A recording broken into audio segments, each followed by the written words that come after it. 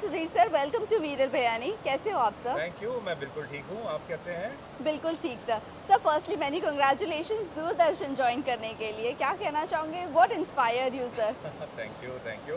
I am also very excited about my new show. और देखिए, नया शो लाने में बहुत मेहनत लगती है और इस समय नए शो पे बहुत मेहनत हो रही है, जी। बहुत रिसर्च चल रहा है। अ, मैं जो व्यूअर्स हैं, लोगों से उनकी राय जान रहा हूँ, वो क्या नया देखना चाहते हैं, हम्म। क्या चीज़ मिस कर रहे हैं। जी। तो बहुत सारी चीज़ें इस समय चल रही हैं। सर दूरदर्शन बहुत एक लॉन्ग लार्जेस्ट चैनल रहा है, ऑल ओवर द वर्ल्ड चलता है। बट कहीं ना कहीं नई चैनल्स आने की वजह से उनका जो इम्पैक्ट है वो कम हो गया है, वो नहीं दिख रहा है वो कहीं पर। क्या आपके आने से हम कुछ चेंजेस देख सकते हैं? वो पुराना दूरदर्शन देख सकते हैं फिर से एक बार? डेफिनेटली। देखिए, दूरदर्शन एक ज़माने में पूरे भारत का सबसे लोकप्रिय और फेवरेट चैनल हुआ करता यस। था। हम सब दूरदर्शन देखते हुए बड़े हुए हैं। करेक्ट। तो मुझे लगता है कि वो जो पुराना दौर था, जो गोल्डन पीरियड था, उसे वापस लाने की बहुत आवश्यकता है। और वो करेक्ट। कोई बहुत ज़्यादा मुश्किल काम नहीं है। जी। वो बहुत आसानी से हो सकता है। हमें बस अपने दर्शकों की नब्ज़ पकड़नी है। करेक्ट। और असल में अगर आप मुझसे पूछें तो भारत का मतलब दूरदर्शन है। हम्म। और ये एक ऐसा प्लेटफ़ॉर्म है जहाँ टीआरपी की कोई रेस नहीं है। हम्म। जहाँ पर सिर्फ़ इसलिए कोई शो या कोई न्यूज़ नहीं दिखाई जा रही है ताकि उससे आपको कोई फ़ायदा होने वाला है या कोई टीआरपी की दौड़ लगी हुई है। जी। तो जो सारी खबरें भारत के लिए अच्छी हैं, जो भारत के लोगों को देखनी चाहिए, ऐसी खबरें, अगर ऐसी पत्रकारिता आप करना चाहते हो, तो ये सबसे अच्छा प्लेटफ़ॉर्म है। आप यहाँ पर क्या अलग करने वाले हो सर? क्योंकि हम देखते हैं यहाँ पर छोटी से छोटी खबरें, बड़ी से बड़ी खबरें देखने मिलती है। आप क्या अलग लेकर आने वाले हो? बड़ा मुश्किल सवाल है। देखिए, मैं तीसरी बार ये कोशिश कर रहा हूँ। पहले डीएनए किया, यस। उसके बाद ब्लैक एंड वाइट किया। अब तीसरी बार भी लोगों का उतना ही प्यार मिले, तो ये एक बहुत बड़ी चुनौती है। जी। अब मैं आपको इस समय अपना जो रेसिपी है वो तो नहीं बता सकता, पर मैं ये ज़रूर कह सकता हूँ कि इस शो में ये एक पारिवारिक शो होगा, जी। फैमिली शो होगा। ओके। और मैं ये चाहता हूँ कि एक ऐसा न्यूज़ का शो होना चाहिए रात में 9 बजे, जो पूरा परिवार जी। बैठ के देख सके।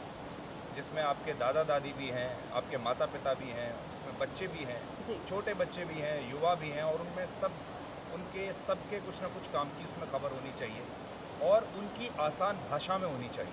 करेक्ट। एक्सप्लेनर्स होने चाहिए। आजकल देखिए कितने सारे मुश्किल विषय हैं हम्म।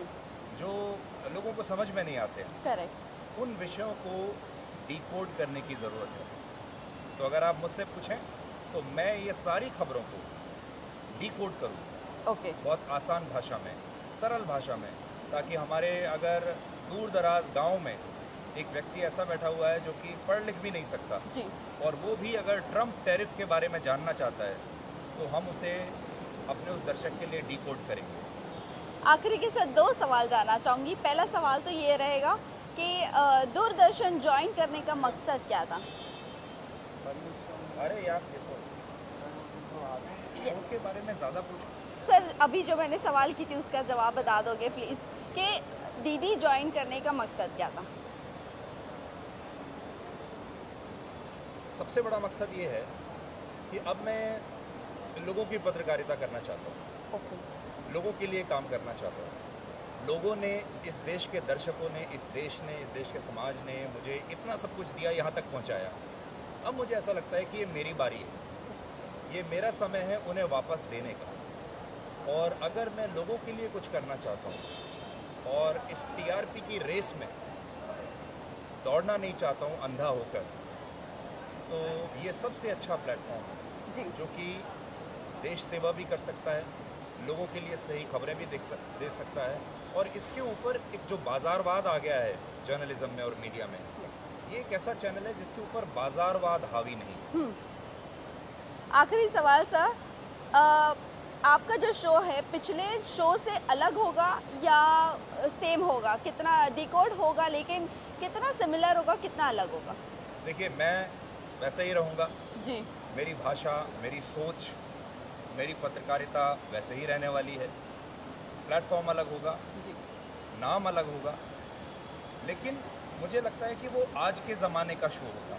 अगर ओके। 2025 में आप कोई नई चीज़ आज बनाते हैं तो उसमें टेक्नोलॉजी का ज़्यादा प्रयोग होगा, एआई का ज़्यादा प्रयोग होगा। ओके और इस समय लोगों के मन में जो फ्लेवर है जी न्यूज़ का, उसको ध्यान में रखने के बाद हम ये कंटेंट तैयार करेंगे। उसे ध्यान में रखने के बाद हम ये सारी जो जो नया शो होगा इसको बनाएंगे। तो मुझे लगता है कि ये शो बाकी शोज़ से ज़्यादा आगे का होगा, ज़्यादा आगे का सोचेगा। ये फ्यूचर का शो है। Okay thank you so much sir thank you thank you, thank you.